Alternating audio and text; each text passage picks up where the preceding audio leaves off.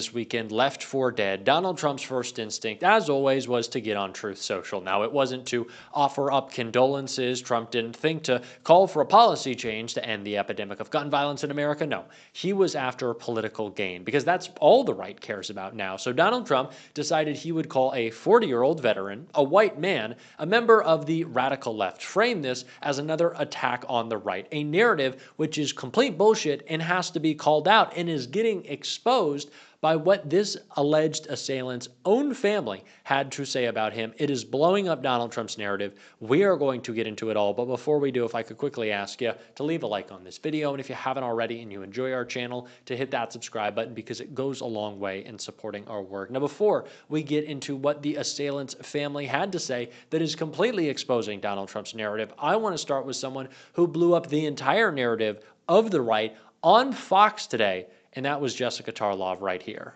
And the conversation that Fetterman was having with Maria and something that he posted on Twitter, which the Deputy White House Press Secretary did as well, was this chart that Axios published about this rise in left-wing violence. And the right was gleefully tweeting it, ignoring the fact that the right-wing violence was much larger than the left-wing violence, which is the truth about it. And you can go anywhere you want for these statistics. You can go to Cato, you can go to the Government Accountability Office, you can go to the Center for, Strategic and International Studies to see that.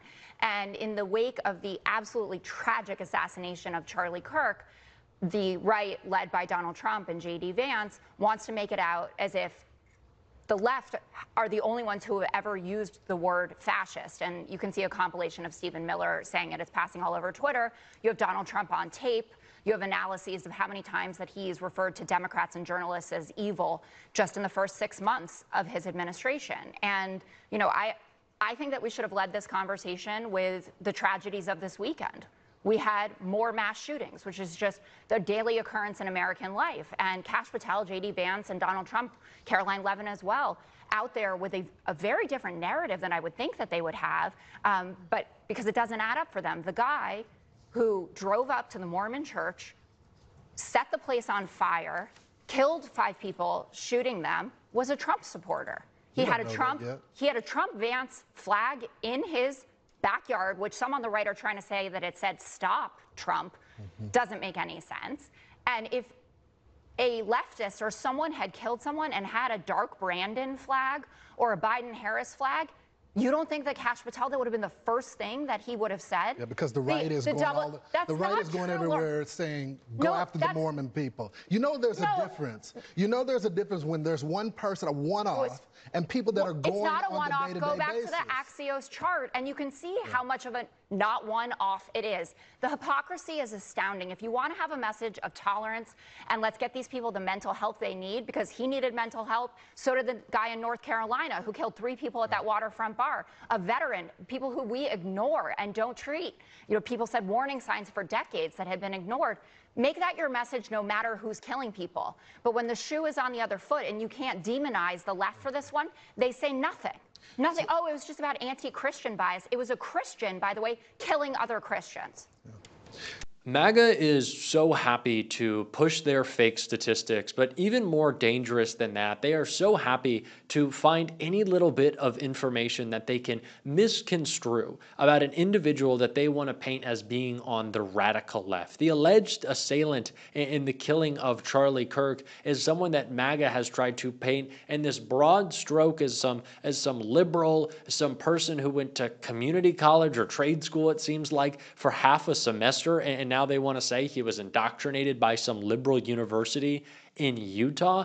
None of it makes any sense, but they'll take anything that they can get, and sometimes it feels planted, like bullet casings with ICE, anti-ICE written on it in Sharpie, but they'll take anything that they can get and try to spin it against liberals and for their cause. And that includes people close to the shooter. Of course, the alleged Charlie Kirk assailant, again, allegedly has a partner who is trans, and although that individual is cooperating with the FBI, MAGA wants to use that as an excuse to attack trans people.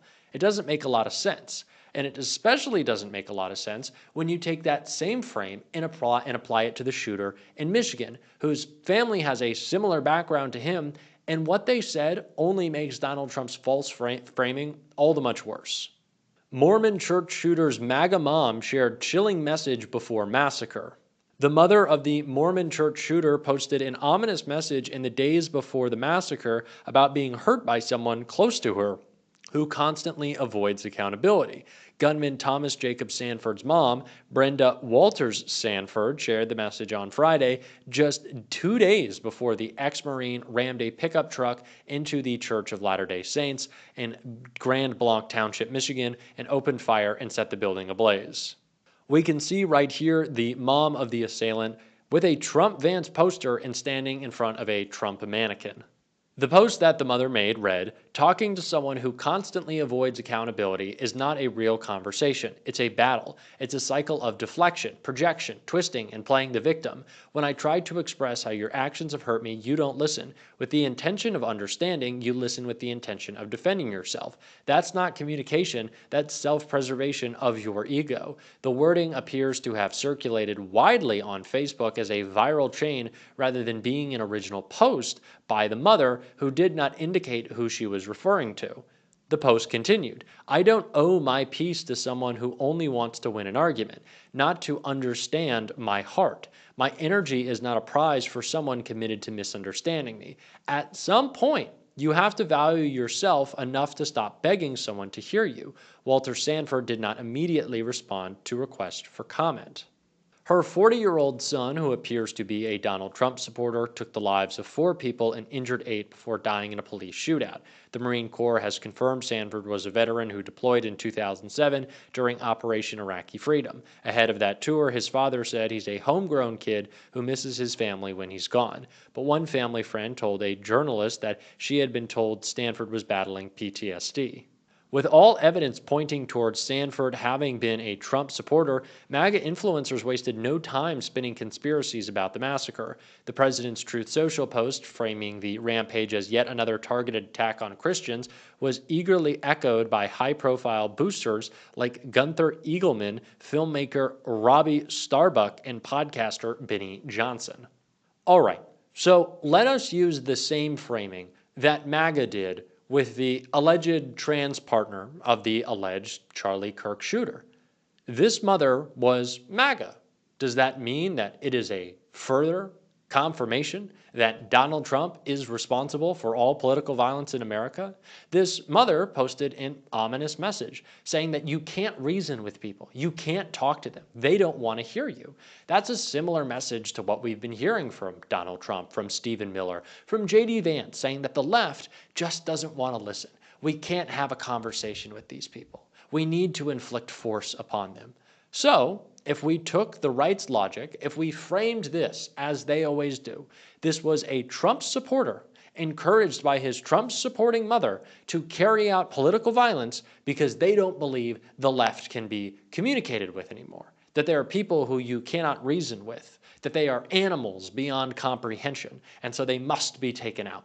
That is the same framing that MAGA uses. That is disingenuous framing. That is looking for every bit and piece you can possibly find to support your argument, which I don't need, because this guy was a Trump supporter. He had a Trump sign, he wore Trump shirts, he had the merch, he fit the demo. I don't need to go out of my way, like MAGA did, trying all that they possibly could, literally launching investigations to try to find a connection between the trans community and the alleged assailant of Charlie Kirk. I don't have to do that, but if I wanted to, it would be very easy. But the difference between the left and the right on this is we don't need abstractions. We don't need to find clips out of context. Donald Trump is the reason for increased political violence in America. Donald Trump is the reason why we have not in a decade addressed the epidemic of gun violence in America. And Donald Trump doesn't care. Fundamentally, he doesn't care. We have to make that very, very clear, that these people do not care about us, but they are responsible for the damage that is being done in this country with their rhetoric, who they encourage, and who they let out of prison. Let's not forget those who committed the biggest act of political violence that we've seen in recent American history on January 6th. They were all let go. to reoffend. These are not people who should be in society. These are people who were not rehabilitated. These are people who were inspired to commit more violent acts on behalf of Donald Trump. And that is political violence. That is political violence. We want to have this kind of myopic framing of political violence as something that can only be carried out against a politician or a figure within our politics, but it's not true. Donald Trump allowing his supporters, his cultists, his thugs back onto the streets to reoffend, that is political violence. It's like Donald Trump's own unbadged police force. And that's how we have to talk about it. There's so much political violence that we don't talk about in this conversation. But in the light of Prime Minister Benjamin Netanyahu visiting Donald Trump, I think we need to talk about his political violence that Zohran Mamdani called out right here. So Israeli Prime Minister Benjamin Netanyahu is visiting the White House as we are talking today. He addressed the UN General Assembly here just a few days ago in New York. Now, the International Criminal Court has a warrant out for his address. They say that they accuse him of crimes against humanity. You have called, as I mentioned, Netanyahu's actions in Gaza genocide. It's going to become not just a rhetorical, but a question rooted in reality if you are mayor. As mayor of New York, you will oversee the next UN General Assembly, right, if you're mayor. Will you abide by the International Criminal Court? Will you have Prime Minister Netanyahu arrested if he's here? Look, I've said time and time again that this is a city that believes in international law. This is a city whose values are ones that deserve to actually be reflected in our commitments. And I think that our city should uphold the warrants the International Criminal Court issues, whether it be for Benjamin Netanyahu or Vladimir Putin. One of the many things that I love about the campaign that Zohran Mamdani ran, that I think all of y'all know if you watch this show and know how much I love him. And there's a lot of things that I loved about that campaign, but I loved the universality of it. There's a universality in the message that Zohran brings. He does not shy away from topics because they are uncomfortable. If they fit his worldview, they fit his worldview. He is not going to say that we all deserve human rights and then kind of look away from people who the truth of their human rights makes his politics more inconvenient. He is not going to do that. We can no longer be progressive except Palestine. That is not progressivism. That is not a recognition of the innate value of every human life, every child's life. We cannot say that it is time to put an end to children being slaughtered in schools without caring about the children who are being slaughtered and bombed in their schools that are even left at this point in Gaza. That is something that we have to make clear. And if we cannot be universal in our approach to our politics, we don't really have any politics to stand on. And so I want to take the same approach that Zohran has. I think that is how we need to approach this moment. That is how we can be truthful in this moment. And that is how we can fight back in this moment. We are going to continue to do so on this show. If you want to support that, as always, you can hit that subscribe button, leave a like on this video. If you stuck around to the end, drop a blue heart in the comments. And if you want to support the show in another way, you can become a free or paid subscriber to my YouTube channel or to my Substack linked right here or below. It's one of the best ways to support the show. Keep on fighting. Don't let them silence you. And until next time, I'll see you soon.